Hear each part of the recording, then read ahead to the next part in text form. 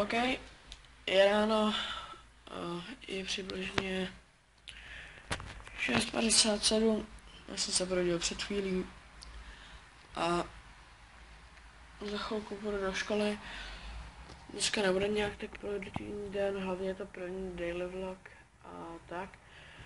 Dneska mám naprogramovanou prostě školu a jít s Lukem a do bazénu, prostě na bazén a točit budem v neděli, takže to bude tak nějak spíš produktivnější den a tak.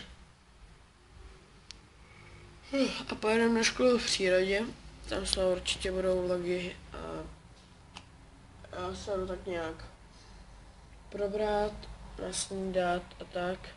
A mohl by z toho být nějaký timelapse, takže ještě uvidím, zatím čus.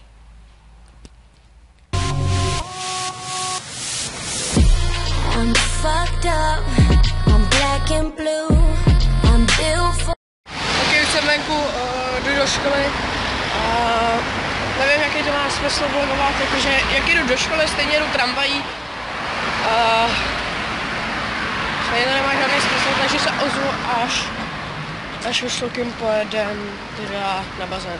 Zatím čau. Jo, já jsem zapomněl natáčet, když jsme jeli jakože na plavání a splavání. Teď jsem vlastně zapomněl natáčet, když jsme jakože jeli, hlavně jsme chytali Pokémony. A tak byli jsme na pokračích, takže točím už teď a tohle bude vlastně závěr tohohle vlogu. Těším se na zítra a zatím čus.